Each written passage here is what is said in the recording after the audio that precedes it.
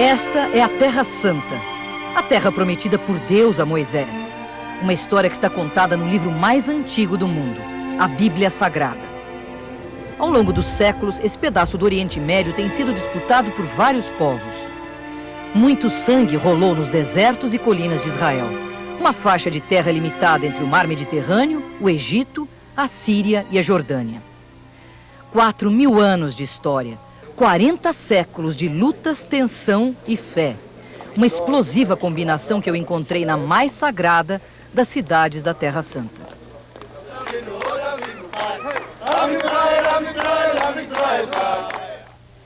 Jerusalém, cidade santa, fundada pelo rei Davi 1000 anos antes de Cristo. Dizem que Davi fundou a cidade nesse lugar porque ele sentiu aqui a presença de Deus. Uma presença tão forte que permanece há 3000 anos. O espírito religioso dessa cidade é tão grande que os próprios judeus afirmam que em Jerusalém até os ateus são místicos. As muralhas que ainda hoje cercam a cidade antiga foram construídas no século XVI, quando Jerusalém estava sob domínio turco. São quase 4 quilômetros de comprimento. Dentro das muralhas, em bairros vizinhos, se confundem sons e ecos de 3 religiões que acreditam num único Deus: o islamismo, o cristianismo e o judaísmo. Cada um dos lugares sagrados tem um representante de cada igreja e eu senti nitidamente que há disputas internas entre eles. Jerusalém passou a ser venerada pelos judeus quando o rei Davi trouxe para cá a Arca da Aliança, símbolo central da religiosidade judaica. Para os cristãos, a cidade é santa porque é o lugar onde Jesus morreu crucificado e aqui ressuscitou. Os muçulmanos consideram Jerusalém um lugar sagrado porque aqui o profeta Maomé teria subido aos céus. A Jerusalém dos tempos bíblicos está reproduzida nessa maquete construída num dos parques da cidade. É a Jerusalém dos tempos de Cristo que nós estamos vendo aqui. O início foi na aldeia de Siloé, um aglomerado de casas que pertencia aos cananeus. A cidade depois cresceu até a Torre de Davi. Nessa maquete dá para você ter uma ideia de como era o templo sagrado dos judeus. Construído por Salomão, filho de Davi, o templo foi destruído pelos romanos no ano 70 da era cristã, quando eles conquistaram a cidade.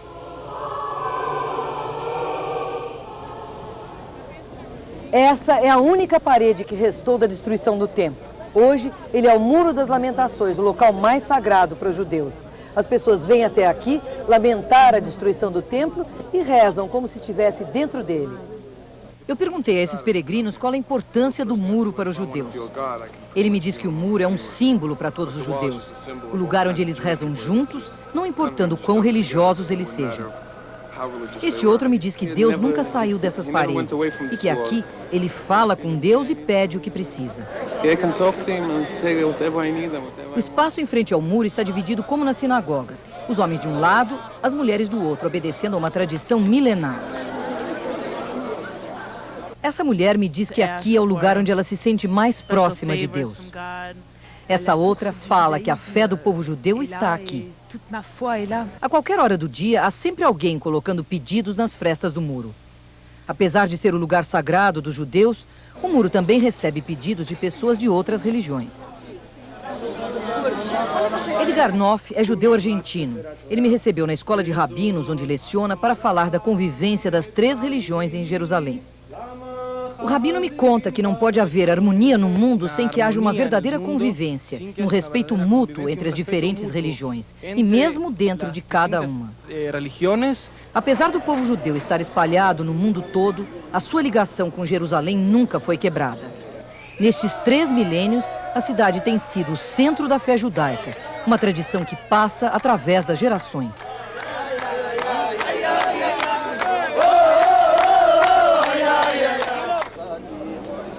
Para os 400.000 judeus que vivem em Jerusalém, o passado de 4.000 anos está vivo. Em cada esquina, de cada ponto que se olha a cidade, ou nas ruínas que se espalham por todos os lados, se revela um pouco de sua história e tradições religiosas. Tradições que atraem judeus de todos os cantos do planeta. Este casal brasileiro que nos recebeu vive num bairro da classe média alta em Jerusalém. Os dois são cariocas e estão há 23 anos em Israel. Nas paredes, lembranças do Brasil. A gente está sempre sentado lembrando do Brasil. Por quê? Olhando para a parede, nós olhamos o Brasil, relembramos o Brasil. E também, no Shabat, cantamos músicas. E as músicas em hebraico, mas muita música a gente pode botar em ritmo de samba. Uma imagem frequente em Jerusalém. Rapazes e moças que estão servindo ao exército passeiam pelas ruas da cidade sagrada. Os judeus adotam rígidas medidas de segurança. Cada grupo de 15 crianças só sai à rua acompanhado de um adulto armado. Essa impressão de paz armada é uma constante na vida da cidade. Traduz o medo de atentados terroristas. Mais de 150 mil árabes vivem em Jerusalém. Para chegar com segurança à vila de Anata, onde foi conhecer uma família muçulmana, a repórter Miriam Clark precisou tomar o táxi de um árabe. E mesmo assim teve dificuldades em localizar a família Bouchancia. As ruas de Anata não têm nome nem número. O professor Halim divide um prédio de 3 andares com toda a sua família. Pai, mãe, 7 irmãos, 3 irmãs, cunhadas, sobrinhas e filhos.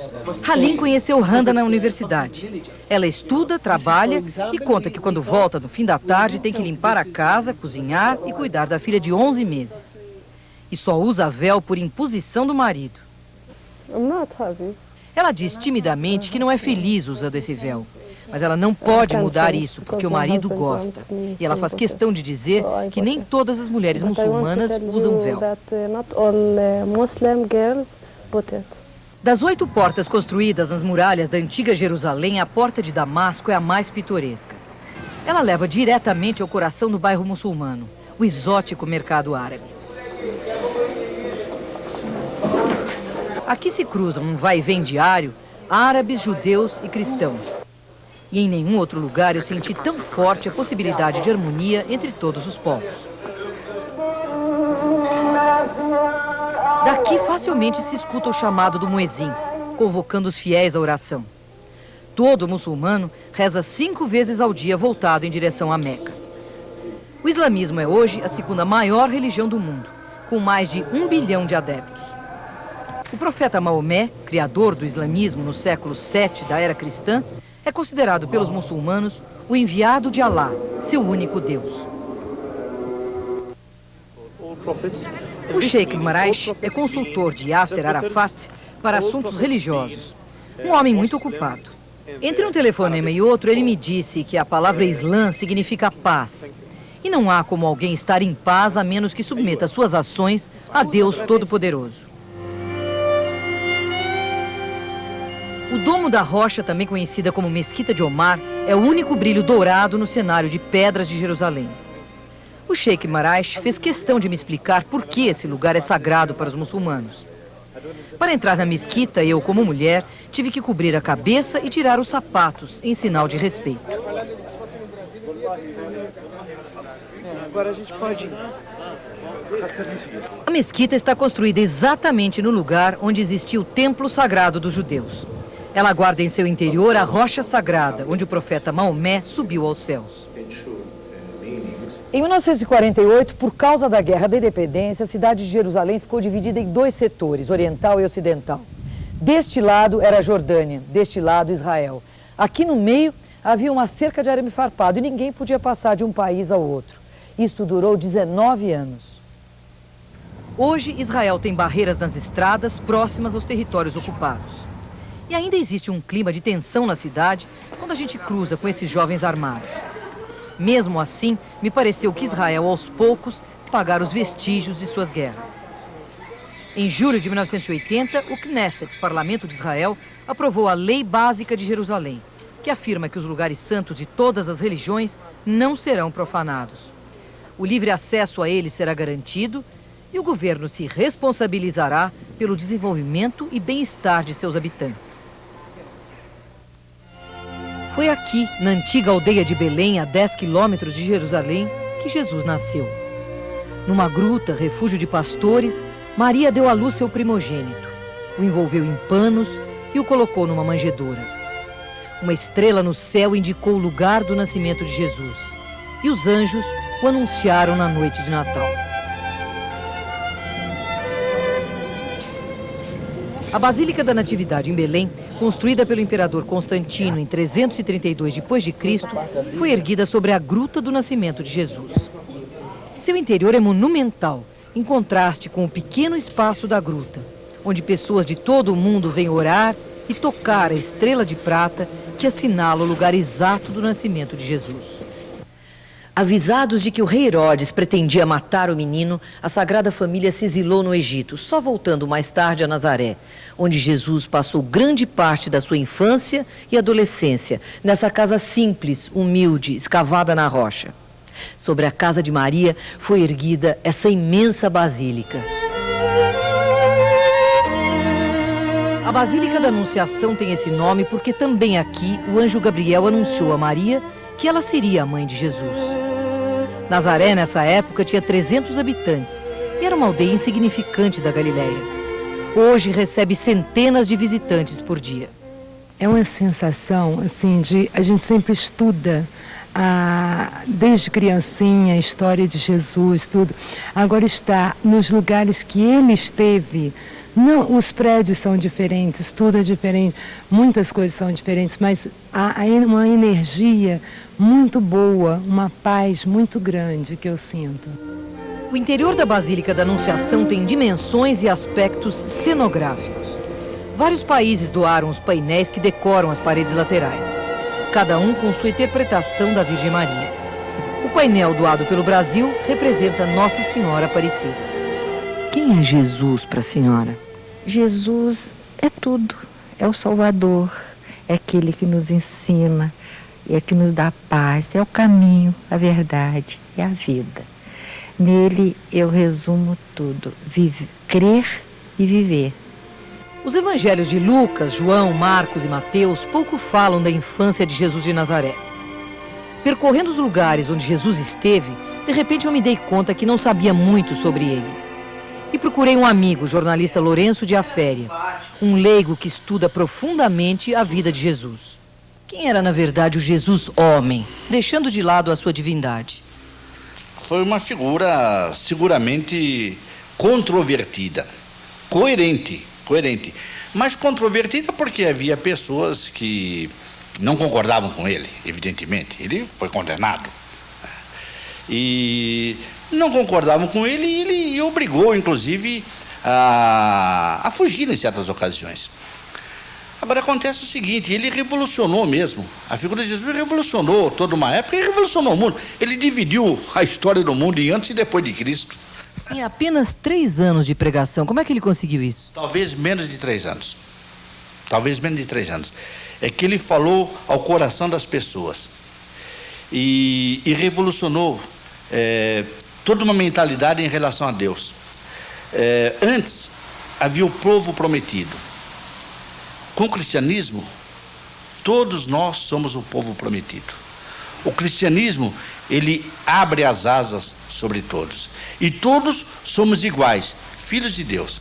Toda essa região ao norte de Jerusalém, chamada Galileia, é o cenário onde Jesus viveu a maior parte da sua vida.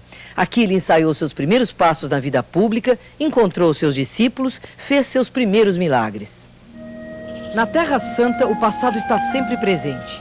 A aldeia de Caná, que assistiu ao primeiro milagre de Jesus, transformando água em vinho durante a festa de um casamento, permanece com o mesmo nome. Com esse milagre, Jesus consagrou a união matrimonial, fundamento da família.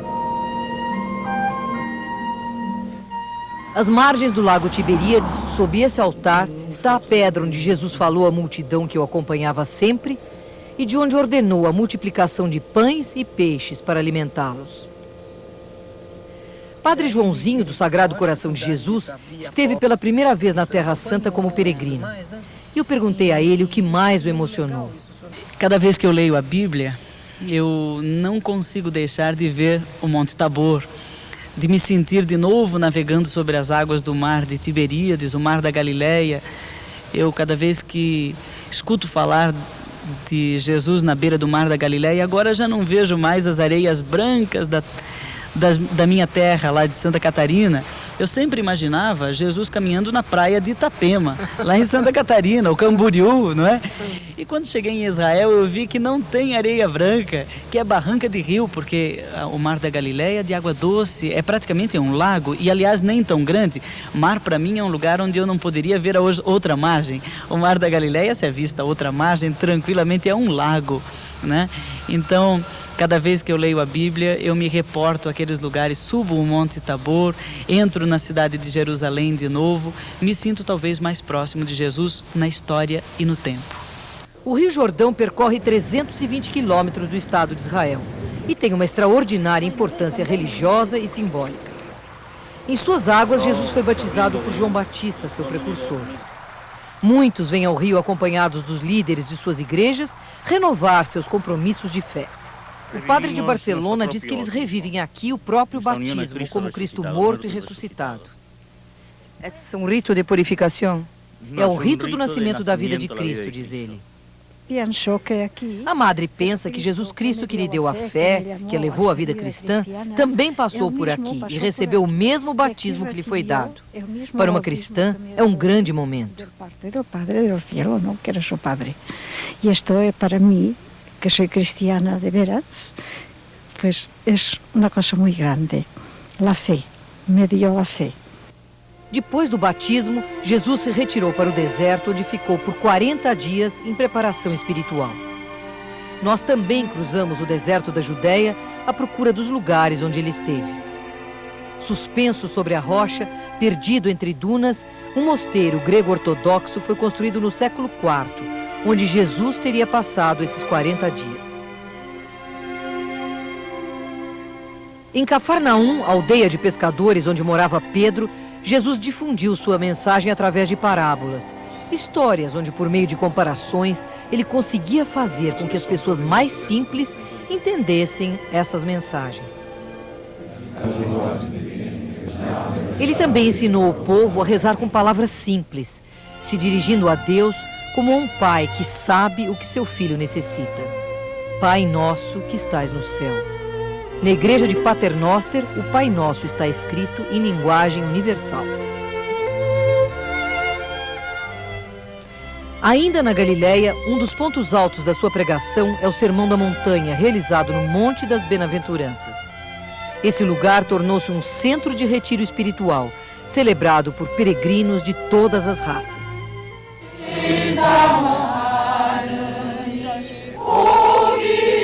O Monte Tabor foi o lugar onde Jesus mostrou aos seus discípulos sua identidade divina. Aqui, ele decidiu ir para Jerusalém e passar a última semana de sua vida terrena, cumprindo assim a vontade do Pai.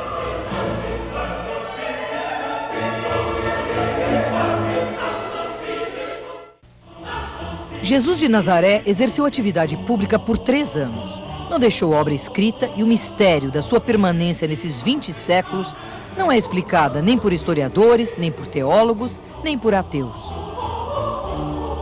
Condenado, ele morreu crucificado em Jerusalém, acusado de magia, desrespeito, falsas promessas, blasfêmia contra Deus. E tudo aconteceu muito rapidamente. Em apenas uma semana, as profecias se concretizaram. Era a semana da Páscoa, a última semana que Jesus passaria em Jerusalém. E ele sabia disso. Claro que eu sabia, havia já predito 3 vezes. E já em Jericó dizia aos apóstolos: olhem que eu vou subir a Jerusalém agora, e o Filho do Homem, o título que ele se apropriou muitas vezes de Daniel, e o Filho do Homem será açoitado, será insultado, será perseguido, será crucificado. Depois da ressurreição, então falarão disso tudo. Apesar das muitas modificações por que passou, Jerusalém conserva cada um dos lugares onde Jesus esteve naquela última semana. Para me levar até eles, eu convidei Frei Pascoal, italiano de Bérgamo, que trabalhou durante 20 anos no Brasil e hoje acompanha grupos de peregrinos à Terra Santa. Ele me contou que Jesus veio a pé da Galileia, atravessando o deserto. Chamado a Betânia, ressuscitou seu amigo Lázaro. Ainda hoje é possível ter uma ideia de como era um túmulo daquela época. Depois, chegou à aldeia de Betfagé, já bem próxima a Jerusalém. Era o domingo anterior à Páscoa. E aqui deu uma solene entrada para dizer efetivamente quem ele era. E saiu deste lugar que se chama Betfagé e mandou buscar o jumentinho, aquilo que nós celebramos no Dia dos Ramos. A igreja de Betfagé comemora a entrada de Jesus em Jerusalém, aclamado pelo povo que dizia: bendito aquele que vem em nome do Senhor.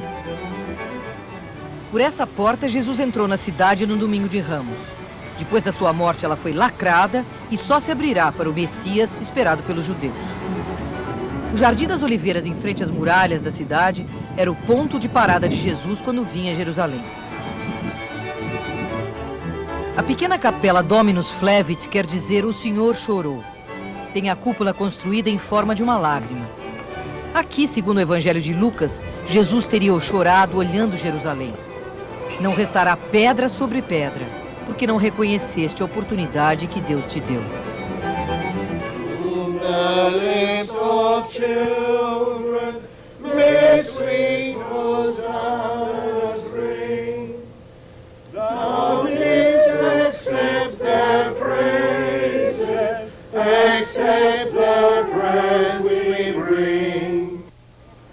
Sobre o Monte Sião, o cenáculo é o lugar onde Jesus celebrou a última ceia com seus discípulos, instituindo a Eucaristia.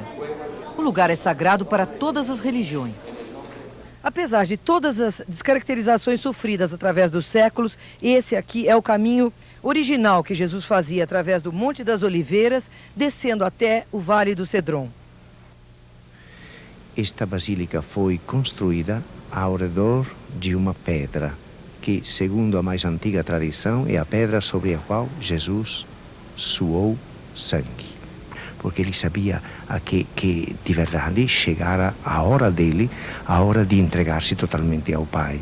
E aqui fez a oração: Pai, se é possível, passe de mim este cálice, aonde Jesus se manifestou profundamente humano. Aqui começou a paixão de Cristo em Jerusalém. No horto de Getsemane, ele foi traído por Judas e entregue aos soldados. Saber exatamente o itinerário que Jesus fez da sua flagelação até o Calvário nos dias de hoje é praticamente impossível. Porque o traçado da cidade mudou muito, principalmente se a gente lembrar que Jerusalém foi destruída 4 vezes depois de Jesus. Portanto, nós vamos fazer uma via dolorosa conforme manda a tradição cristã. A Torre Antônia é o lugar onde Jesus foi condenado por Pôncio Pilatos. Este lajeado que está aqui por baixo dos nossos pés era o lajeado Gábata, do qual fala São João no seu Evangelho. Pedras recuperadas, particularmente significativas, com jogos dos soldados, etc. É o lugar onde Jesus foi flagelado e coroado de espinhos. E praticamente daqui saiu para o Calvário. O caminho que Jesus fez carregando a cruz hoje atravessa o bairro árabe da cidade. E as estações tradicionalmente celebradas pelos cristãos fazem parte de um caminho simbólico, já que Jerusalém do tempo de Cristo está pelo menos 7 metros abaixo do nível atual da rua. As primeiras estações assinalam as quedas de Jesus, seu encontro com Maria Madalena e com Simão Cireneu. Estamos na 5ª estação. O Cireneu está obrigado praticamente a ajudar Jesus a levar a cruz. Por quê? Não para ajudá-lo, mas porque estavam com medo que, provado como era, não chegasse até o Calvário para ser crucificado ainda vivo.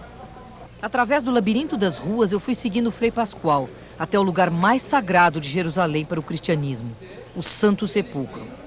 Esse peregrino católico sintetiza bem o que é o Santo Sepulcro.